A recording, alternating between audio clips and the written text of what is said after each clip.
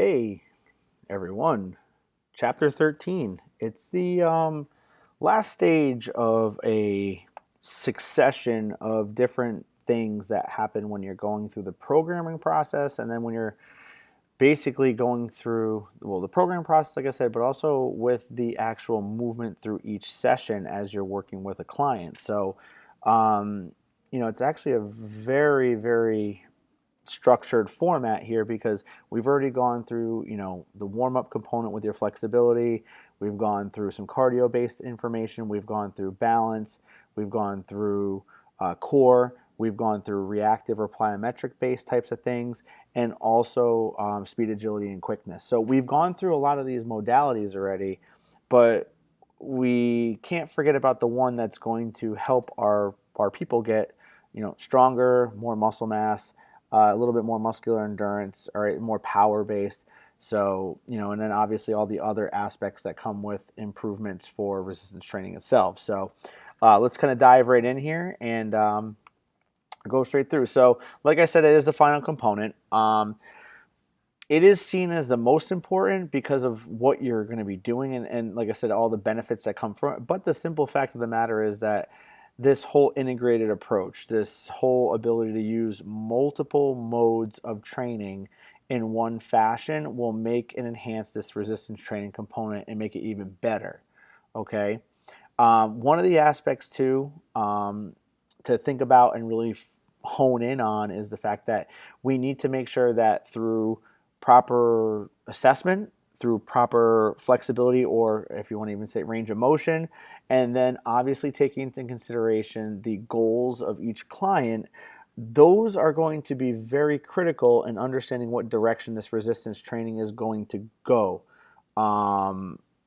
So it's really, really important that we understand that if you don't assess, if you don't pay attention to the mobility and the flexibility and the range of motion of a person, and then on top of that, you are just not taking into account their goals, then really your resistance training is just going to be a lump of everything with no structure and no direction. And without that, you're really hurting the people that you're going to be working with and the people that are going to be working for you, because that's what they're, you're creating it, but they're working for you to be able to make these massive changes because they have this trust that's put into you.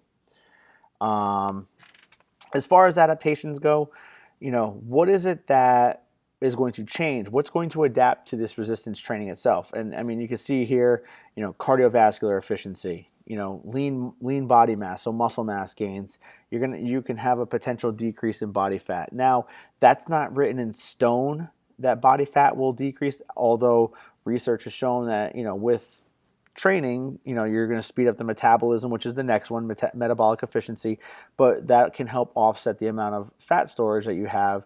But again, dietary component may come into that as well. All right. There's also tissue tensile strength. So, when you're talking about how much it takes for that basically to, become deformed.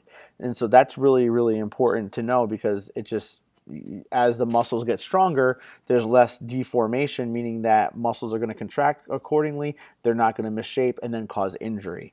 And then bone mineral density, BMD, because of the fact that you're doing weight-bearing activities for a lot of resistance training motions, you're going to increase the, bone mineral density, and so that can be very effective for someone who has osteoporosis. It's going to be very effective for a postmenopausal woman. It's going to be very important for young adults, to optimize that bone mineral density before it starts to naturally decline on its own. Okay, and then lastly, hormonal and blood lipid adaptation. So differences in hormones like testosterone, like growth hormone, like estrogen, all of those things, depending upon the person, are going to be impacted. And then, with resistance training, you're talking about potentially increasing your HDLs, lowering your LDLs, lowering your triglycerides, lowering your total cholesterol. So all these things can happen at that time.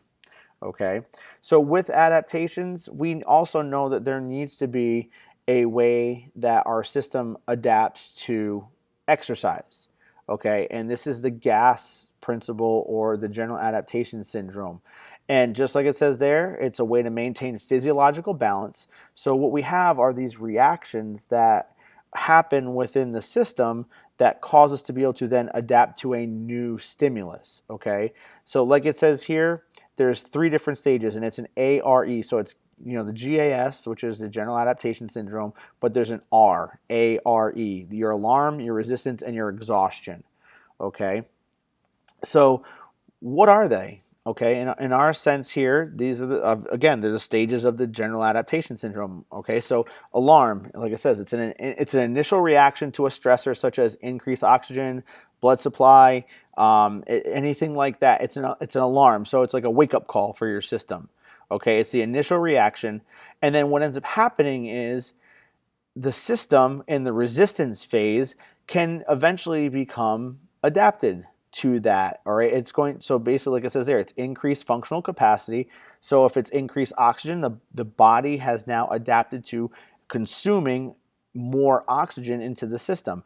The body is able to flow around more blood volume. Okay, but again, it may be something too where it may be the body is more effective at firing off nerves for more muscle fibers to contract. So you have more motor units being identified. So it's that necessary component to then build you. So it's a building part of it. Okay. And then lastly, you have an exhaustion stage. Okay. Now it's a prolonged, intolerable stressor that produces fatigue and leads to breakdown in the system or injury. What ends up happening is you have you just say that you have this whole process of again adaptation. What's going to happen is during the exhaustion stage is you are going to be fatigued, and that's why, like, as you get closer to the end of a training session, training cycle or program, you end up with this fatigue that sets in because you're getting tired.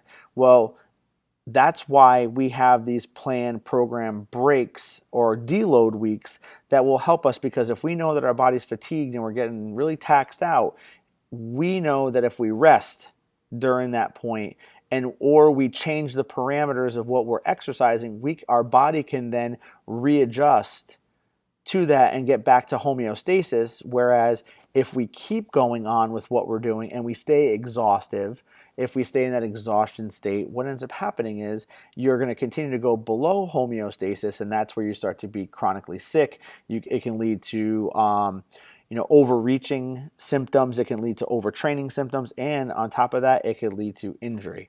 And so with injury, obviously, we know that's setbacks, that's mental concerns about, when you're injured, you're not there when you come back, and you're frustrated and annoyed. So there's a lot of emotional attachment that comes with it. So this is what's happening during that general adaptation syndrome. You're causing a spike. You become resistant to it, or you become adapted to it, so that you then have changed the system to accommodate these new stimuli that are in the system.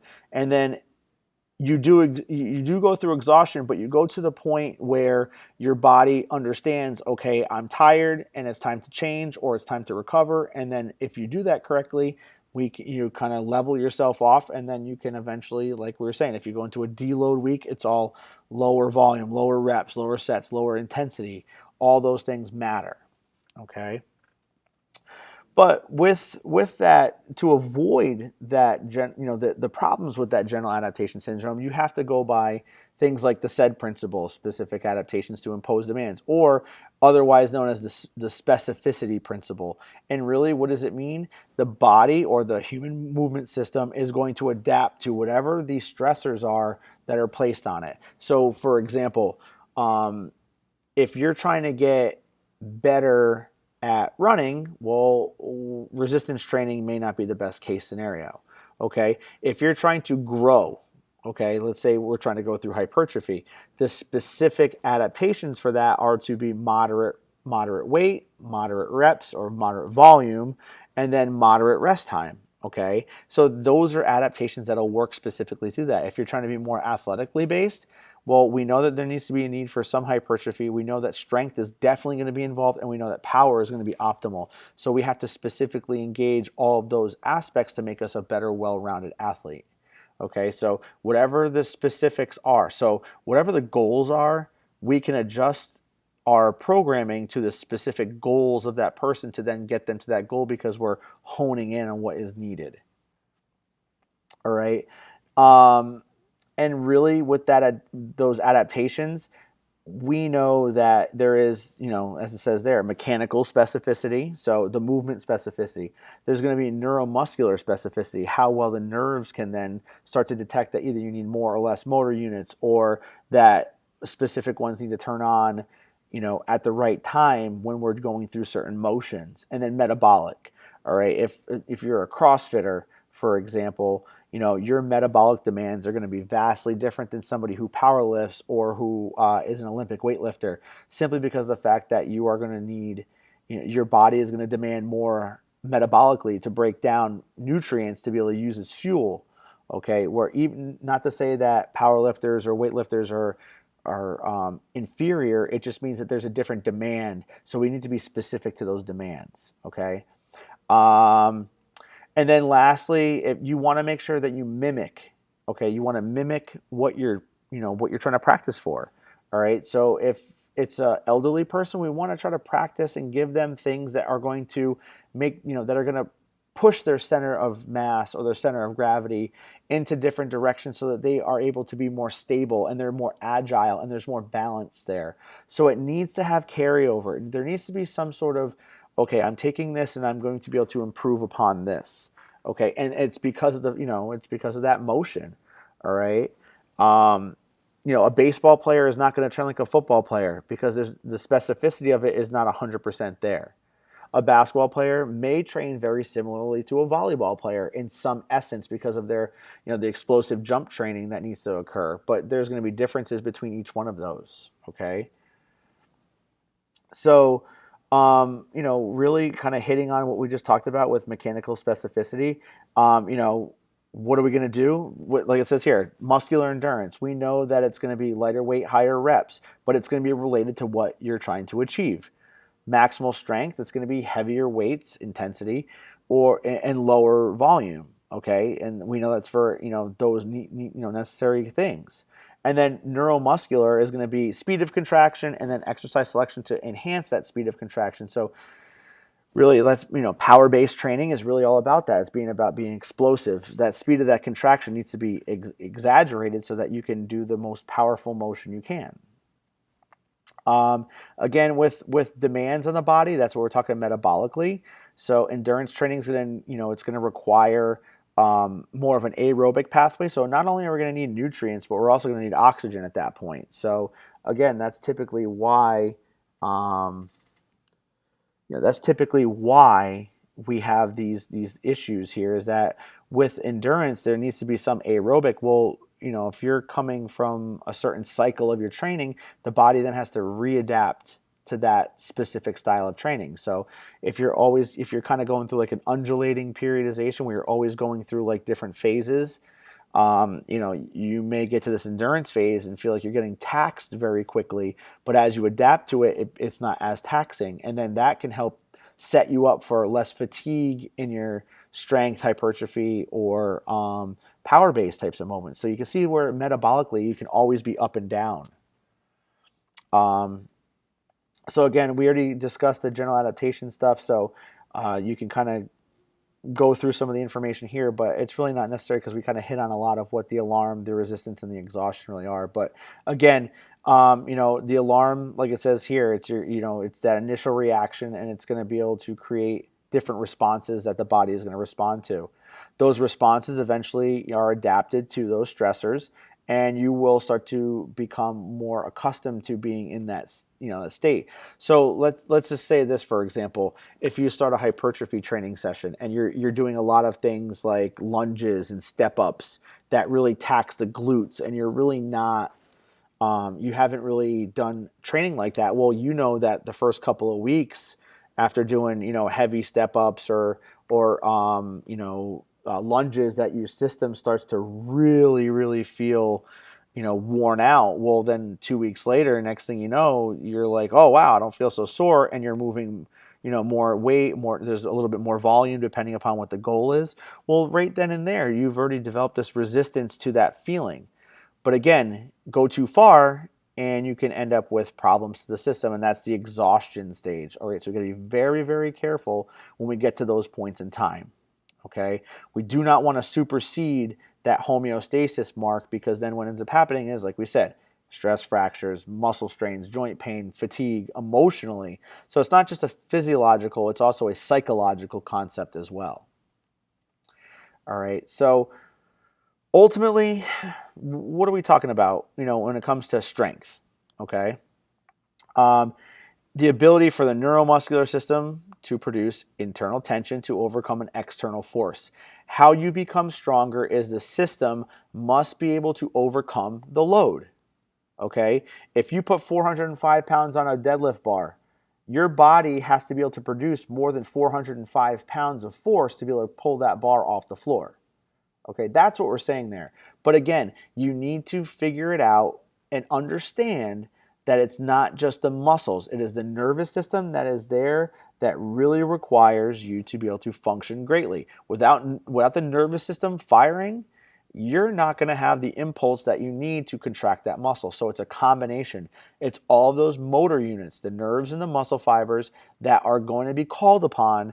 And as intensity goes up, or the external force goes up, the internal tension must be increased. Therefore, the nervous system will turn on more motor units, more motor units, more motor units. Okay? So, where do we go? Okay, where do we go from here? Well, it just depends. It really does depend, because are you going to be in the stabilization phase? Are you going to be the muscular endurance phase? Are you going to be the hypertrophy phase? Are you going to be in the strength or the power phase? Okay, those are concerns that are going to wear on you at this point. Because what are the goals? What are the specifics that you need to worry about? And where is that person wanting to go? Okay, what do they want to do? Is it general fitness? Is it athletic performance? Is it they want to compete? Is it that they don't want to compete, but they just want to be as strong as possible? Who knows? You never know who you're going to end up with, but you need to understand these categories, because then you can figure out where should they start, where do they end. But when it comes to this progressive, this progressive approach, because we always talk about with, NASM really stresses that you need to have a systematic and a progressive sequence. Now, progressive, stabilization needs to come before strength, and strength needs to come before power. Those are givens. You have to have optimal stabilization of, core musculature, local, global, all right, and then the movement system. You have to have proper stabilization of all of those areas before you can consider dabbling in the strength components, like hypertrophy and strength themselves. And then strength, there needs to be optimal strength before you can consider moving on to power-based things. Without optimal strength, you cannot propel the body in a faster manner. The body cannot accept the forces that are placed upon it and absorb those forces like power requires. So that's necessary as well. So with stabilization, all right, what are we trying to do? Look at the second bullet there. That's exactly what it is. Getting the right muscles to fire with the right amount of force and the right plane of motion at the exact time that we need it to. And I'm not making fun of anybody, because everybody learns, everybody's bodies adjust. But if you've ever walked through a gym and you saw a person who's just starting off or whatever, and you notice that they're trying to do a flat bench dumbbell press, and you watch those dumbbells shake violently. Now, again, no disrespect, but a person who has tremors, that person shakes violently. Well, you see their arms doing that and you get worried. Well, really what's happening there is the system is trying to move, but there is so much confusion going on within the nervous system pathways and the muscle fiber contraction that it's just a disconnect. And what's happening is you're having these almost like spasms that are occurring, simply because of the fact that the nerves are not punching out enough, contractile, force of that muscle. So there's no like firing of everything. So there's like these like inappropriate motions that are occurring. So what we have to realize is that as a person becomes more stable, that shaking goes away. Now you see that new person that you saw that was shaking violently on that press 2 weeks later, and it's either not as bad or it's non-existent. And that's really all about stabilization. But there's obviously some other focal points here, because what we're trying to do is work on postural stability, and then we're also trying to work on using core musculature. Now, core musculature, remember, is anything from above the knee to below the sternum because of where their attachment points are to the LPHC, or the lumbopelvic hip complex. And so that's what the stabilization is all about, is getting everything to be in sync with one another. Okay? Muscular endurance, trying to maintain force production for a longer period of time. You know, if you're trying to do a 20 rep set, God bless you, number one. Number two, it's going to be more taxing on the system, and it's going to allow for you to become less fatigued as you become more muscularly endured. Okay? How do we work this? Typically, it's higher reps, lower weight. Okay? And what are we looking for at that point? You know, increasing of core and joint stabilization. And we typically, with NASM, what they like to see is that you do a stabilization movement followed by a higher rep muscular endurance movement. So they want you to really superset these. Okay. Now, a stabilization exercise, that may be something as simple as 1 foot, you know, standing on 1 foot doing a bicep curl with a cable machine, because you're going to get pull back on you. So that could be something that is there. And then that's followed up by, you know, a long set, you know, meaning higher rep sets of maybe hammer curls. So you can see where it can be very taxing on that. All right. And that's why endurance can really jump through the roof very quickly, because the body adapts pretty quick to it. Hypertrophy, what we're looking for is, you know, growth. Okay, we're looking for muscle mass increases or growth. And if we look down here, hypertrophy, typically there's two phases or two types. You have, there we go. You have myofibrillar increases, and then you also have sarcoplasmic increases. Now, this right here is basically density of the muscle fibers. The fibers themselves actually grow, whereas sarcoplasmic, you know, hypertrophy is more of fluid, you know, inside of the muscle increases. Okay, whoops, can't spell. There you go. So those are technically two of the types that you're going to be seeing. Now, you may see this on your PT test. Unsure exactly, if you will, but I know that there's sometimes that can be put into place there. So that really makes a big difference. So myofibrillar, meaning that the actual fibers, the individual muscle fibers, are going to grow, which grows everything exponentially. And then sarcoplasmic, meaning they're going to have more fluid buildup. So, you know, they're both growth. And really, if you look into these a little bit more, you'll find that there are differences in training that you can also do as well. All right. So strength, again, we talked about strength already, but again, it's heavier weight, higher, you know, with this here, it's heavier weight. And also with heavier weight, it's also going to be, it does say higher volumes, but this really should be lower volumes. It's higher intensity. So this is kind of strange to me. So heavier weights, lower volume. So it's going to be higher, you know, lower reps, higher weight. Okay. But you also can have, you know, because of the lower reps, you can do a few more sets that are also in there. So trying to, you know, again, get more recruitment of motor units. We're trying to synchronize them better, and then make sure they fire at a faster rate to then be able to get the muscles to then contract optimally, so they can move a weight that's heavier than what typically, you know, most people lift. All right. And then lastly, for our sake here, power. Okay. What we're trying to do is we're trying to really move the greatest amount of force in the fastest amount of time. Okay, and that's where the difference really is with power, is that you're really trying to do it, you know, it's what you can move fast. Okay, so how do you do that? You can increase the force or you can increase the velocity, and that's going to increase the power. So again, the faster it is that it can be moved, the more forceful it also could be as well. All right. So those are the differences between those 5 components there. Now, with the resistance training systems, there's, you know, they have 2, 4, 6, there's 8 different ones, well, 9 different ones, because there's an and at the bottom. We'll go through each one of them, and they're really not that hard to kind of, you know, because a lot of us who work out, we have a tendency to do a lot of these anyway. All right. So your single set, really what it is, it's one set of each exercise, and there you go. Okay. One set of each exercise. So if you're doing a total body routine, you pick the major muscle groups and do one set of each.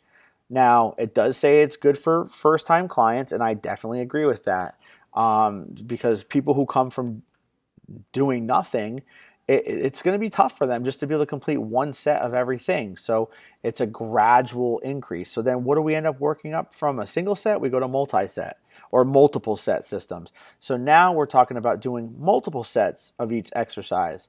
And that can be implemented in many different fashions, where you can do each one by itself, so you do the multiple sets of each exercise by itself and then progress down to the next one and the next one, or you go, one, one, one, one, all the way down and then redo it again. So it's ultimately up to you how you achieve the multiple set system, but this is standard for a lot of people. Pyramid system, basically what you're doing is you're going from, as it shows you, you can do a regular pyramid, which is the left-hand side here, over here.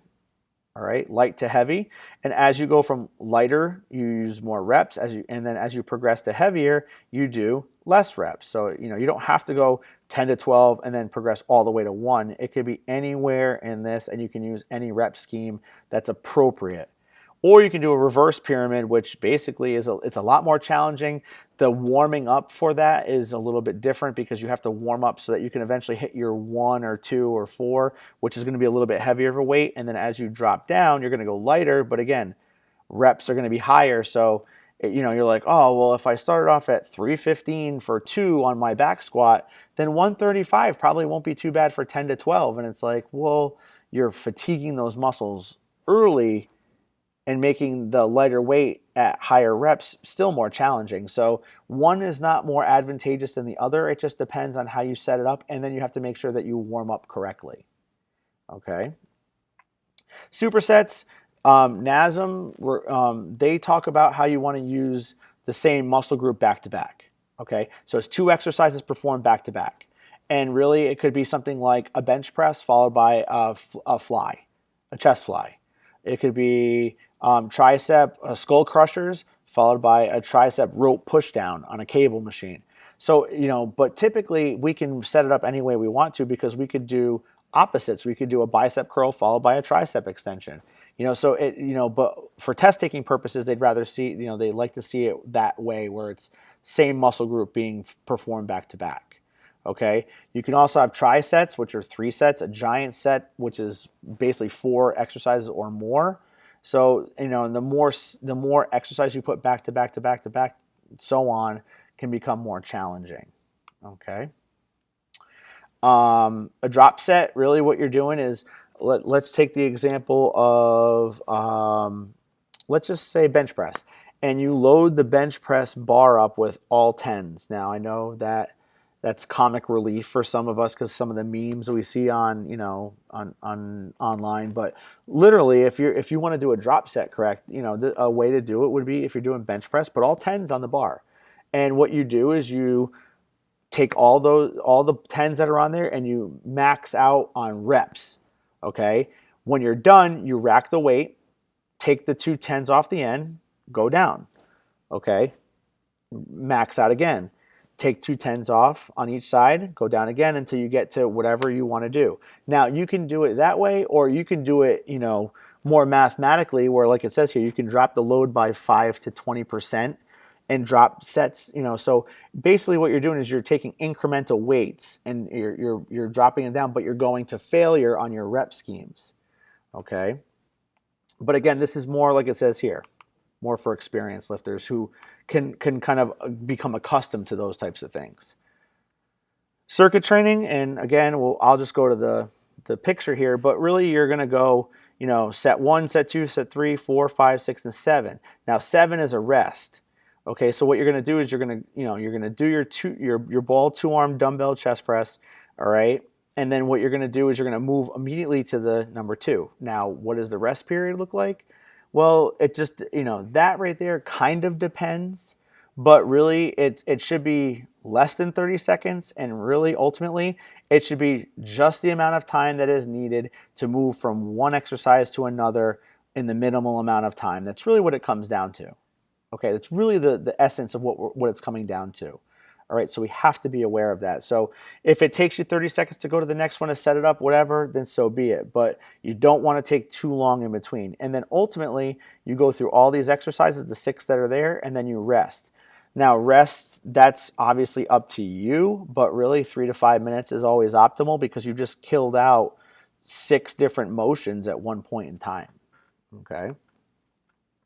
Now, peripheral heart action, what we're saying is peripheral, we're talking about the ends that we want to refer to. But really what we're doing is we're trying to make and distribute blood throughout the whole body, okay, and make it so that it goes that way. So really, what are we saying? We really want to break it down into really upper and lower. So you might have, so if we were to pull something like a rabbit out of the hat here, maybe you'll just go back squat first.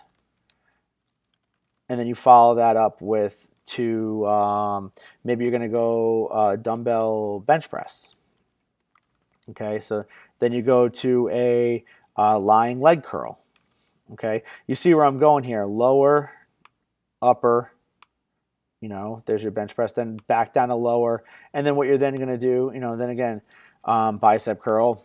So there's your upper. And you keep going back and forth that way. And what you're doing is you're taking and moving blood from one area to another area to another area, but you're also allowing for the recovery of the area not being used at that time instead of doing like lower, lower, lower, lower, lower, or upper, upper, upper, upper, upper. You get where I'm going with that. Is that now you're giving a chance for not really a break, but you're sending blood to a different area, and then you're doing it again to a different area, and you're going to the peripheries.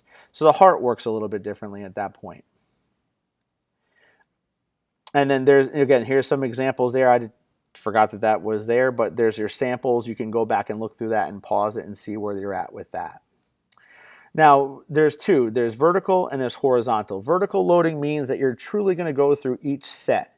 So you're going to go through one set. So for here, you'll go total body, one set, okay, right now. One set. You'll then do chest, one set, back, one set, shoulders, biceps, triceps, legs, all one set. And then because it's vertical loading, you'll then complete the body parts and then go back down again, okay? So just say you're doing 5 sets. Well, you're going to go one set of everything straight down the line, go back up to the top, start all over again, go back up to the top, start all over again. It's not a circuit, though. You're still using the right parameters that you want to lift to. So you're going to use the right reps. You're going to use the right amount of tempo. You're going to use the right amount of rest that is necessary for what you're trying to achieve, but you're going to go one set of all those through using all the right parameters or all the right variables. Whereas horizontal is more standard for what most people do. You'll complete all of your total body sets. So if just say you're doing 6 sets of back squats, you'll do all 6 of those. And then you'll do 6 sets of incline dumbbell chest presses here. And then you'll do, so on and so forth and so forth. That's horizontal. So again, both are very good at just giving body parts a chance to kind of reprieve. But, if you look, for vertical loading, chest, back, shoulders, the chest is, very similar to what shoulders are, so you can fatigue them a little bit more. And then triceps are going to fatigue out the chest. So you can see that it can be very, very challenging at that point. And then split routines, again, I'll come back down to this is the last slide here, but a split routine is basically broken up as needed be. Now, if you're doing if you're doing 2 days a week, you can break it up into this fashion. Okay, but that also means that if you're doing Monday and Thursday, you could also put everything in one day and then repeat it again if you really wanted to. But it's split, so you're splitting up the body parts. That's the difference there. 3 days, you can see on Monday, Wednesday, and Friday, you're breaking it up again in different directions. 4 days, Monday and Thursday, you're doing the same. Tuesday and Friday, you're doing the same. All right, 5 days, you're separating them individually. And then 6 days, again, Monday, Friday, Tuesday, Saturday, Wednesday, Sunday. But, 6 days is pretty tough. That obviously more, 5, 6 days a week, that's more advanced training and it takes a lot out of you.